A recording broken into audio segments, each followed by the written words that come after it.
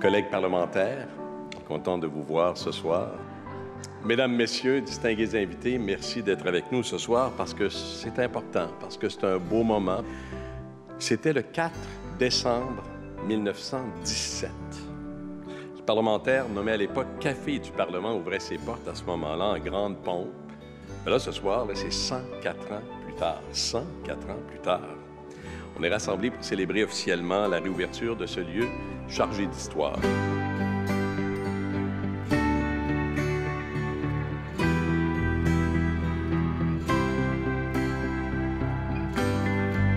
C'est un beau et grand projet de rénovation qui a démarré en octobre 2019.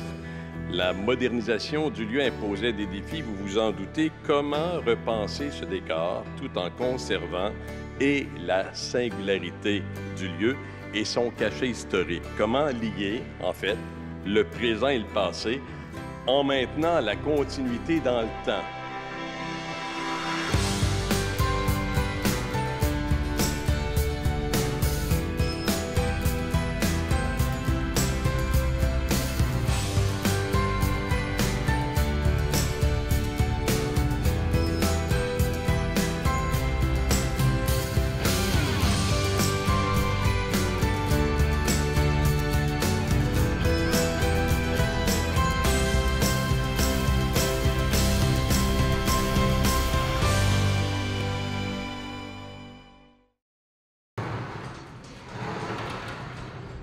Nous sommes le 1er novembre 2019. Le restaurant Le Parlementaire est bien calme sans ses habituels clients. Ce lieu emblématique a été fermé pour laisser toute la place aux travaux qui débutent. Pendant les prochains mois, c'est un autre genre de restauration qui sera au menu. Sur un chantier d'une telle envergure, en plein centre d'un édifice patrimonial, on porte une attention particulière aux nombreux détails. Dans cette douce pénombre, la première étape d'un grand projet s'amorce. Les luminaires patrimoniaux, on les a conservés, on les a descendus, restaurés. Tout le filage électrique a été refait aux normes actuelles. Ils sont relampés, ils les appliquent sur les murs aussi, là, avec un nouvel éclairage qui met en valeur ces lustres majestueux-là, mais qui leur donne une nouvelle facture, là, disons, plus moderne. Mettre en valeur l'espace, embellir par la lumière. Voilà le défi de taille qui attendait les concepteurs d'éclairage architectural. Il y a eu une mise en lumière du plafond qui est en voûte. Il y avait déjà de l'éclairage auparavant, mais l'uniformité n'était pas bien maîtrisée. Donc, il y a quand même un concepteur en éclairage qui a accompagné les architectes. Il y a eu un beau travail de mise en lumière, je dirais, ici au niveau du plafond. On le voit, là, il y a un éclairage qui est assez uniforme tout le long. Il y a aussi des appareils d'éclairage qui ont été déposés au pied des colonnes pour accentuer le relief des colonnes, tout ça, pour le mettre en évidence. Fait que c'est tous des petits gestes qui font qu'au final, l'ambiance est là. Puis les gens, je pense, ressentent ça, là, ce traitement-là.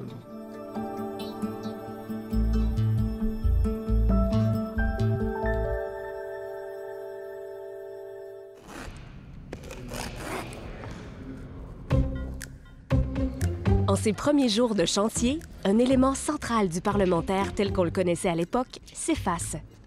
Le tapis, usé par les nombreux pas qui l'ont foulé, est remplacé par un revêtement plus moderne. On a remplacé les tapis par un parquet en lame de bois franc. On savait que sous le tapis, il y avait une mosaïque, un carrelage de céramique en mosaïque. Et puis, on pensait qu'il y avait eu des modifications, des saignées de faites dans le temps. Donc, on ne pouvait pas conserver la céramique, la restaurer puis la remettre en valeur. On a décidé de construire un plancher flottant pour justement préserver l'état de la céramique et construire un nouveau plancher de bois sur ce système flottant-là.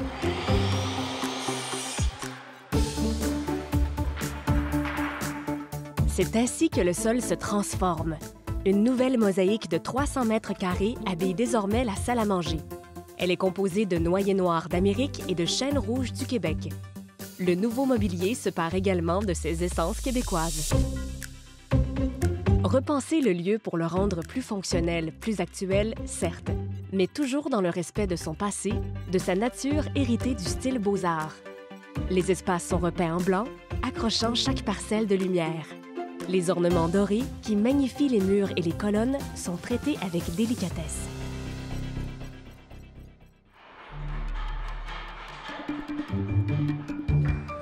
Les travaux avancent rondement et le lieu bourdonne d'activité. Soudain, une découverte inattendue, juchée à 9 mètres au-dessus du sol, pose un défi important pour la suite des choses. Dans le projet, on avait prévu d'installer un plâtre acoustique. C'était une couche mince qui est appliquée sur des panneaux d'isolant. Ces panneaux d'isolant-là doivent être installés sur une surface plane. Et puis, ce qui est arrivé lorsque l'entrepreneur a monté un système d'échafaudage, on s'est aperçu que le plafond était en mauvais état. On ne pouvait pas voir ça d'en bas, mais que finalement, en haut, la planalité était vraiment déficiente. Moi, j'ai proposé de construire un nouveau plafond qui serait désolidarisé du plafond existant. Donc, on a vraiment inséré des tiges à travers le plafond existant pour aller ancrer le nouveau plafond à la structure dans l'entretoit, pour venir se créer un plafond vraiment avec une planalité parfaite. Puis, vu que le plafond est très haut, bien, on ne voit pas cette petite tricherie-là, je peux dire. Là. En mars 2020, le temps s'arrête sur le chantier. On n'entend plus que le silence. 2 mois plus tard, une poignée d'ouvriers reprendront les travaux. À la fin juin 2020, ils sont achevés, mais le restaurant demeurera désert encore longtemps.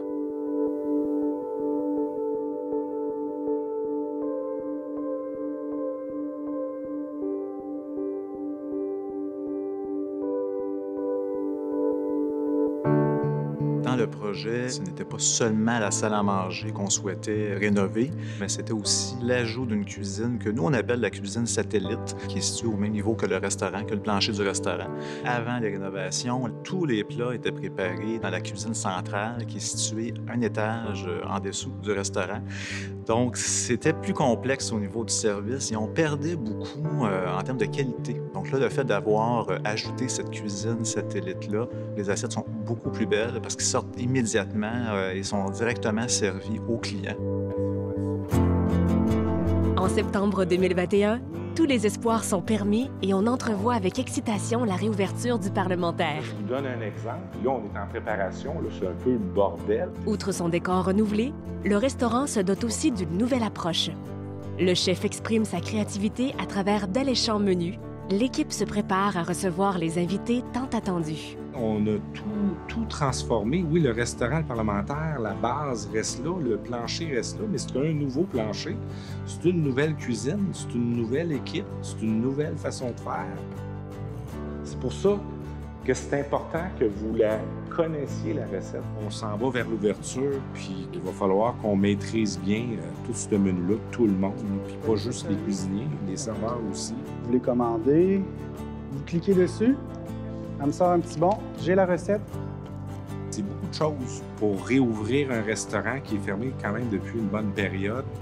On va devoir se retrousser les manches puis faire nos devoirs correctement.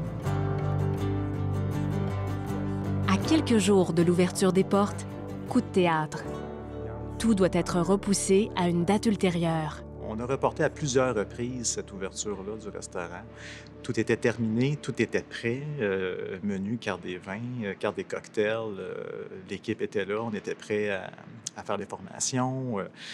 À chaque fois qu'on devait reporter, c'était un dur coup pour l'équipe. Ça n'a pas été facile. Ça n'a pas été facile, mais bon, enfin, on l'a fait. L'équipe est à pied d'œuvre, mais un doute subsiste. 24 mois se sont écoulés depuis le dernier service et la situation ne permet pas d'envisager la reprise comme avant. On était tous très nerveux parce qu'on se posait la question, est-ce qu'on est encore capable de le faire? Est-ce que nos réflexes vont revenir? On ouvre un nouveau restaurant en temps de COVID, on doit respecter toutes les règles sanitaires. Le nettoyeur, jamais directement sur les meubles. Donc, ils sont de retour, ils vont être 72 personnes. Moi, je vais être ici. On reçoit les commandes, blablabla. Je vais disposer vos bons avec vos tables. De chèvre, ciboulette. Ensuite, des noix, des pétales de Santorini.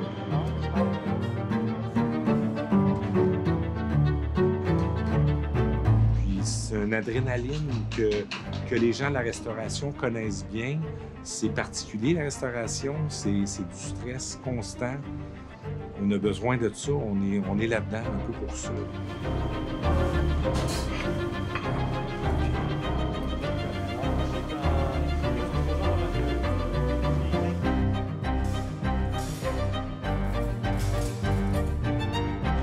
Ah! C'est pas beau, ça?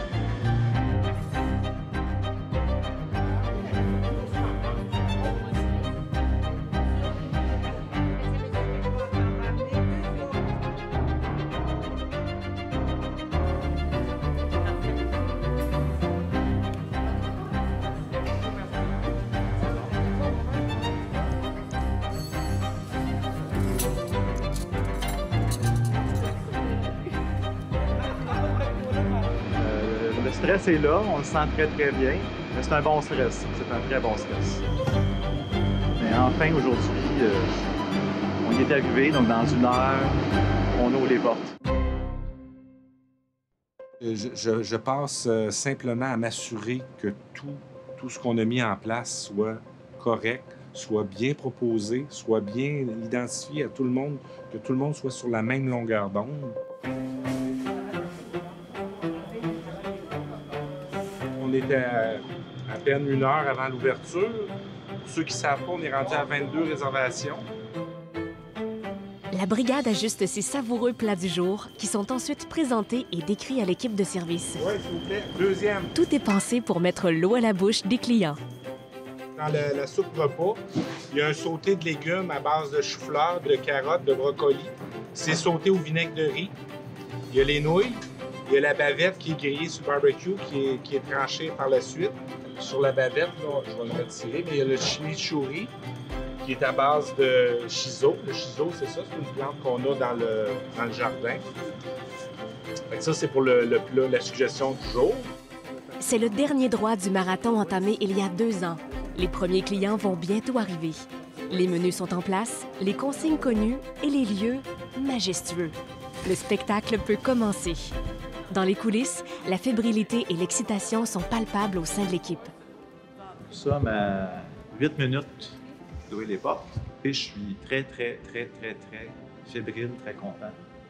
Je suis très heureux de vivre ça avec vous autres. Et puis, je pense qu'on a quelque chose, on a un produit qui est extraordinaire. On est ici pour faire la promotion des produits du Québec, c'est notre mission.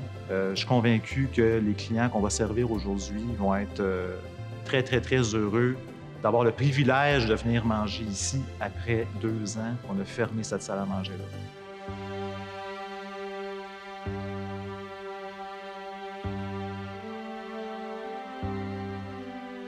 La salle à manger s'anime sous les éclats de rire et à la cuisine, on attend avec bonheur et impatience les premières commandes, celles tant espérées.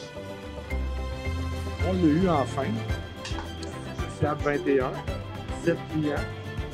La table avait parti un gilet.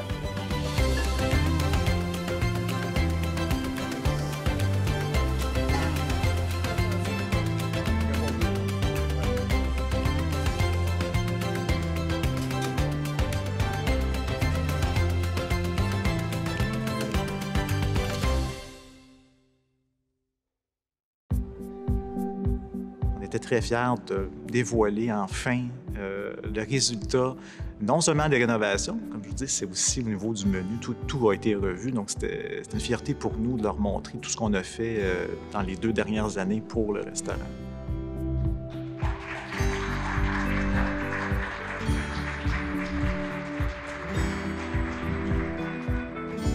Quand on travaille dans ce milieu-là, on a ce sens-là, là, on est capable de voir le produit fini qui n'est pas toujours exact, mais on a une bonne idée du produit fini, même lorsqu'on est en train de crayonner un dessin en 2 dimensions. Là.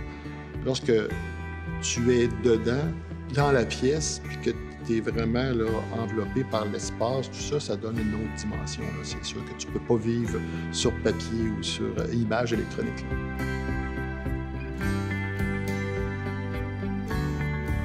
On garde toujours en tête de faire vivre une expérience aux clients. Moi, je suis comme ça dans la vie. Si je vais au restaurant, c'est parce que je m'attends à vivre une certaine expérience, que ce soit dans des petits détails, une petite présentation, une petite attention particulière. C'est ça qui fait la différence. mission va toujours rester de mettre à l'honneur vraiment les produits du Québec, autant dans l'assiette que dans le verre. On veut que notre clientèle revienne. On doit leur proposer à chaque fois une nouvelle expérience au niveau culinaire, ça c'est certain. Donc on ne reste pas statique dans le temps. Riche de son histoire, mais résolument tourné vers l'avenir, le restaurant Le Parlementaire accueille désormais la population dans un cadre exceptionnel.